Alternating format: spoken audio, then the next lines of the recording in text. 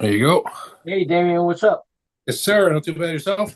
Not bad, not bad. So you're from Montreal? Yes, I am. Cool, cool, cool, cool. So the band started in 2013, and your first EP was Starlight Ritual in 2015. Is that true? Yep, that sounds right. Yep. I was listening to, well, not listening, but reading a lot of reviews about it, that release and stuff like that. Got some amazing Mhm. reviews. Like 85 out of Mhm. 100, 90 out of 100. So like Yeah, congratulations yeah. on that. So Thank you. tell Thank me you. a little bit about that release. Well, that release in 2013, then he was the guitar player. Now he's the Right, drummer. JF Bertrand. He's the one that came up with this idea of Starlight Ritual. And originally, it was supposed to be more of like a doomy kind of psychedelic project that he had in mind. right, Him and Dan Toupin, the other guitar player, they wrote all these songs. Mostly Dan, but JF helped quite a bit too. It was Jeff's kind of baby, but Dan kind of took the ball and ran with it. So I was never a singer. I was contacted kind of out of the blue by these guys. I used to just sing along to show, in between different bands at shows and at bars and stuff, just for fun, And right. so somebody heard me and said, "Oh, you should give this guy a call." So I just got a call to try out for this band, and I'm Uh-huh. like, "I'm not." I was a guitar player at the time. I'm not a singer, so Uh-huh. so anyway, I went to try out, and they had all these songs that were already made, and I was told, you don't touch them, but we have no lyrics or vocal melodies or anything. So here's a song. Let's see what you can do with it. So I wrote lyrics, came up with some melodies, and they liked it. So that's it. So I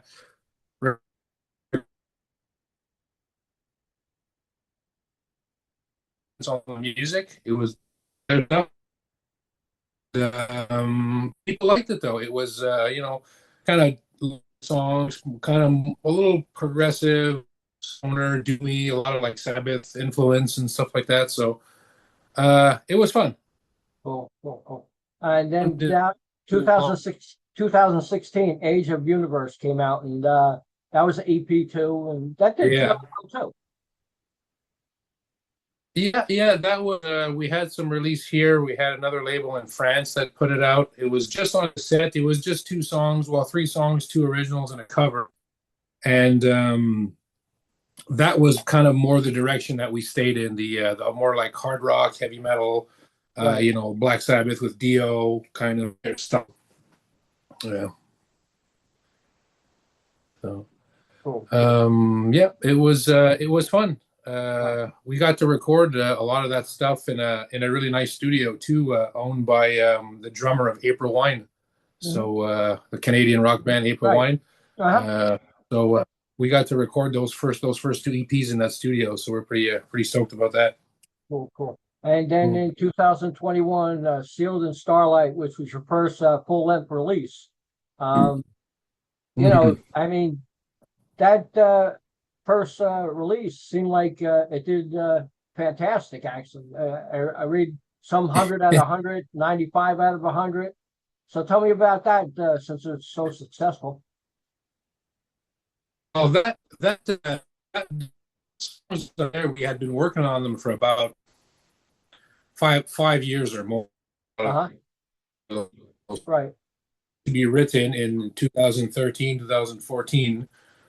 And when we recorded that, we had a lot of time to go over those songs and kind of like perfect them to our liking, I guess you could say. And we put and we really put our heart and soul into that one. And people really seem to like it. I right, find when it comes to this kind of like traditional heavy metal, it's really all about the vocals. Like you can have great riffs, you can have great leads, you can have catchy songs, but if you don't have a singer that grabs you, right, it's not going to have any weight to it. So right, so I found that I don't know, I just kind of found my voice over the years, right, and singing along to some Dio stuff and some Paul Diano Iron Maiden stuff, and right, I always lean kind of more towards the a little raspier, a little darker sounding singers, but still with lots of right. power and lots of range. So Blackie Lawless, stuff. Definitely, Guys like that. Yeah, yeah, they're definitely like, Blackie Lawless. yeah, yeah, a lot of Blackie Lawless in there. So yeah, that's what that's the stuff I like, and that's the stuff I listen to all the time. So I yeah, so people really liked it. I think we kind of well, I shouldn't say just we, but I think a lot of bands. We were supposed to play a few festivals in Europe, but I guess because of the COVID stuff, everything was Right. shut down. Everything was so. If anything, we made the mistake of waiting too long to release another album after Yeah. 2021. Cool. So Wow. And right now you have two singles out, On the Run and Omenkillers. yeah, those they was all recorded at the same time. That was just the label High Roller Records. They said take two songs that you would consider to be like singles. Right. So we took two songs that we found showcased a variety of the band. On the Run being more catchy, more melodic, and Omenkillers being a little heavier, a little faster, a little darker. Right. So we wanted people to get a kind of a preview of the full spectrum of what you're going to get. Right. You're going to get catchy melodic songs, but you're also going to get faster, heavier, darker songs as well. Right. That's what I love about making heavy metal is there's no direct rules to it. If you want to play Right. fast, you can play fast. You want to play slow, you can play slow. You want to do an acoustic song, you can do an acoustic song. Right. I find a lot of genres in heavy metal today are very constrained. You have to have a singer that sounds like this. You have to play at this speed. Your riffs have to sound like this. So Right. we don't really pay attention to any of that stuff. We just come up with riffs, and if an acoustic part would sound good here, we're going to do it. So Right. Good. that's Tell why me a that's tell why me a little people bit like. about your new album, Rogue Angels, on High Roller Records.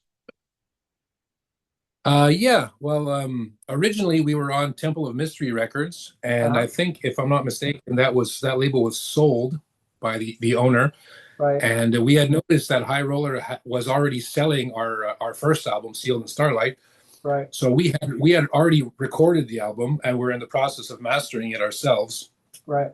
And we just sent. I asked the old owner of Temple of Mystery for any contact information for somebody at High Roller, because we kind of checked out their roster and saw we Right. thought it would be a pretty good fit. And so we sent the owner Stefan a message, Uh-huh. and he basically was almost waiting for it. He was like, "Oh, we're just waiting for you guys to contact us." Like, yeah, we'll put out your album for sure, no problem. So Yeah. like, Yeah.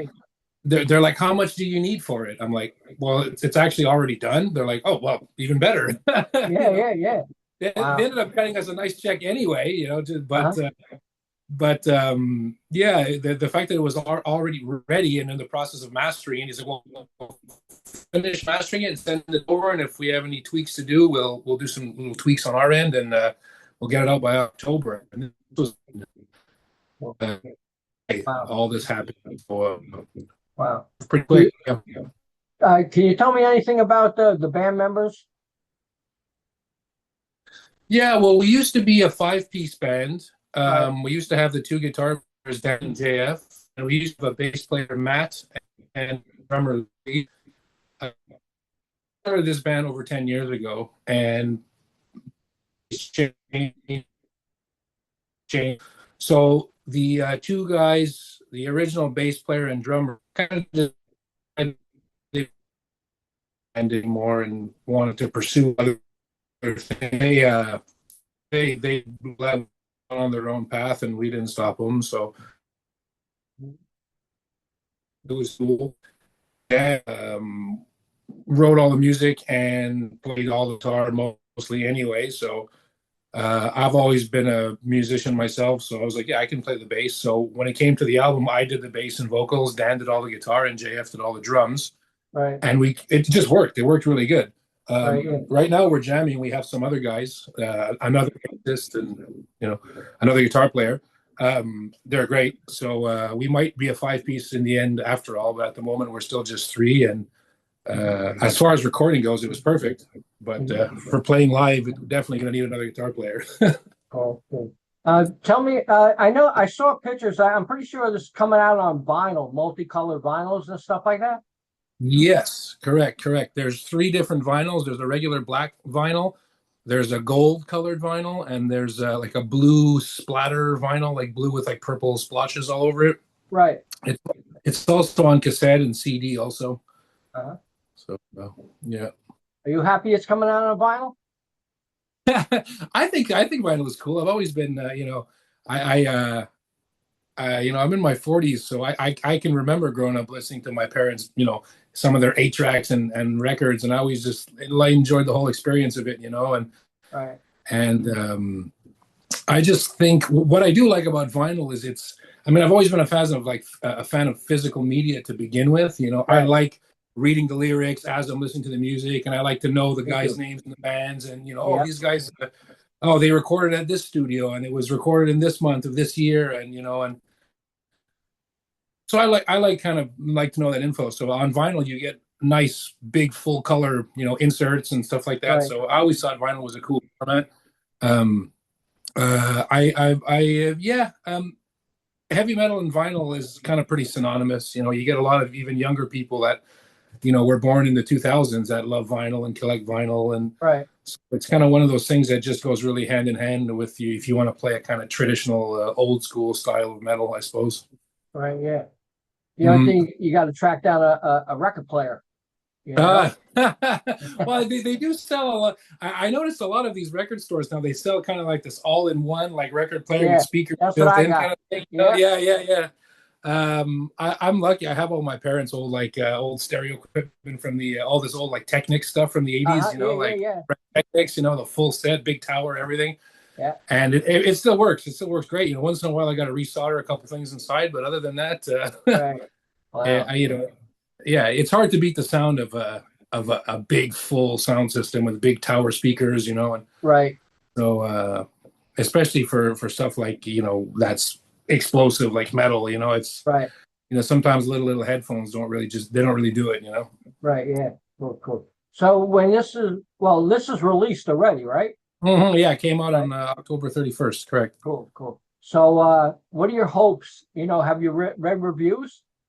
Yeah, we've read a lot of reviews actually. I think everybody who puts out music will read the reviews, even if they're a liar if they tell you they don't.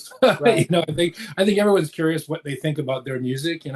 Right. And so far, we similar to the first album, not one we haven't read anything negative at all. People either liked it or loved it. It was Uh-huh. like seemed like no in between.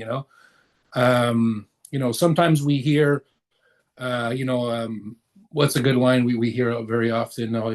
It's nothing that we haven't heard before, but it's really good for what it is. Right. That's Yeah. about the worst thing we've heard about it. Right.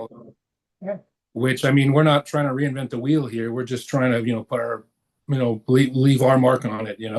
So Cool. How many comparisons to Blackie Lawless? I get Blackie Lawless quite a bit. I get Steve Grimmett from Grim Uh-huh. Reaper. Yeah. Yeah. Get Paul Diano, Uh-huh. Dio. One time I even got Eric Adams from Manowar. I was flattered. Wow.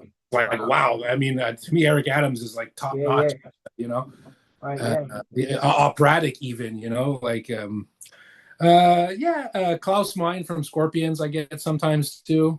Uh-huh. So yeah, people. That's what's kind of cool about music is people they hear what they want to hear basically. So. Right. Sound like it tells me I sound like Paul Diano, and neither of those guys sound at all like each other. But I'm happy with both of those comparisons. Cool. Cool. Tell me about the last track, the instrumental. Mm-hmm. That was something we just did in studio. We didn't like the fact that it was an odd number, like nine songs. Right. And we noticed a lot of albums have intros that a lot of people usually skip. Like they'll have like a 30-second or 45-second. Right. So we thought, 40 plastic, and then like the end, then it calm down you out of it, rather than something that you'll skip. People might skip it also, but it's really short, and if you actually listen to it, it actually sounds really cool. It's all something that Dan, the guitar, made himself, and threw all kinds of effects in there. And I was actually impressed because I didn't even know Right. Yeah. Cool. Yeah. Well, Damian, it was great talking to you. Congratulations on Rogue Angels, on High Roller Records. Well, thank you very much. I wish you the best. Would you like to say anything to the fans out there? Wow, just keep doing what you're doing. Keep listening to the music. Give us feedback. You can find us. Honestly, you can just Google Starlight Ritual, and you'll find everything you need to find. We have an Instagram, we have Facebook. If people want to buy the record, you can buy it right from High Roller Records, or if they want to download digital, they can go to our Bandcamp and download it there. Other than that, just thanks for all the support and thanks for the great reviews, and thank you for having me having an interview with me. It was fun. Thank you. No problem. Talk to you later. Well, thank you. Have a good one. Bye-bye. Bye.